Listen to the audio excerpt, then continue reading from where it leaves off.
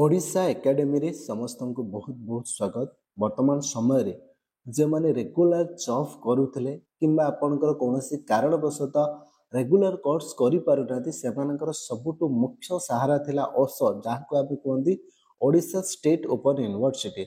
गत 2 वर्ष हला आपनकर एडमिशन हेउ नथिला, यूजीसी रो परमिशन नथिला। वर्तमान समय रे समस्त को खुशी खबर जे माने डिस्टेंस मोड रे जदि +3 पास करिसंती किंतु आपण पीजी करि नाहंती कोनोसी कारणवशत तबे जदि आपण पीजी करिया पई चाहुचंती आपनको क्लास करिया को पड़िबोनी, घरे रही पाठ पढ़िबे एवं सेमिस्टर आसिक आपन देबा पई पड़िबो एवं पाखा पाखी ओडिसा रो समस्त डिग्री कॉलेज आपनकर असर स्टडी सेंटर रहिसे। तबे एई समस्त कोर्स पई एडमिशन आवेदन आरंभ होई सारिछि।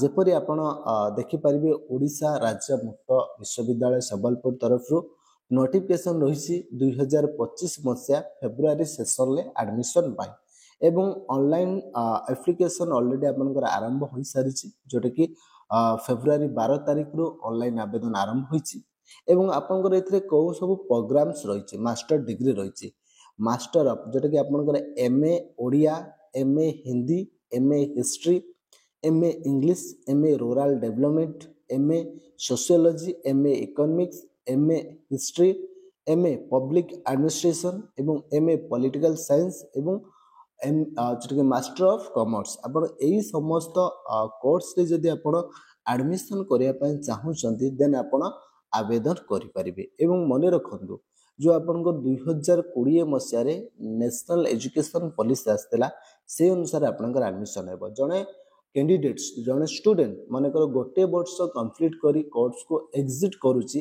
बा कोर्स छाड़ी दउची बा 2 सेमेस्टर दे ताको पीजी डिप्लोमा सर्टिफिकेट प्रोवाइड करा जिवो।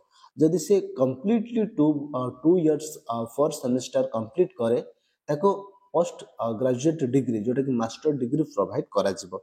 एवं एहा सहित आगरु आपण माने गोटे सब्जेक्ट रे पीजी करि सारिचंती वर्तमान चाहूचंती आपनकर स्किल को एनहांस करिया पई आपण अन्य गोटे सब्जेक्ट रे पीजी करिया पई बा डबल डिग्री नेबा पई चाहूचंती देन आपण माने चाहिले मध्य ओसरे डबल पीजी करि परिबे जोटा कि वर्तमान समय रे ओडिशा स्टेट ओपन यूनिवर्सिटी आपण को अलाउड करूची। एवं मुख्यतः कथा रहला एई जो डिस्टेंस रे पीजी केउ माने करिवे जे माने +3 पास करिसन एनी स्ट्रीम आपण जेकोसी स्ट्रीम रे पास करथिले arts, science, commerce, BTech, engineering every जेकोसी फील्ड रे आपण जदी बैचलर डिग्री करिसंती देन आपनकर सब्जेक्ट नै पारे किछि सब्जेक्ट रो क्राइटेरिया अछि ताको हम परवर्ती समय आलोचना करिबा। एवं एथिरे आपनकर रेगुलर कोर्स नुह एटा होछि आपनकर डिस्टेंस कोर्स आपन को फॉर्म फिलअप एडमिशन करिवे 4टा सेमेस्टर फॉर्म फिलअप करिवे फॉर्म फिलअप देबे एवं असाइनमेंट दबा पई पड़िबो। निश्चित भाव में यहाँ गोटे गोल्डन अपॉर्चुनिटी जदि आप इंटरेस्टेड अछंती तेबे आपन को कुआडे जिबा पई पड़िबोनी निज घरे रही प्रिपरेशन करिवे।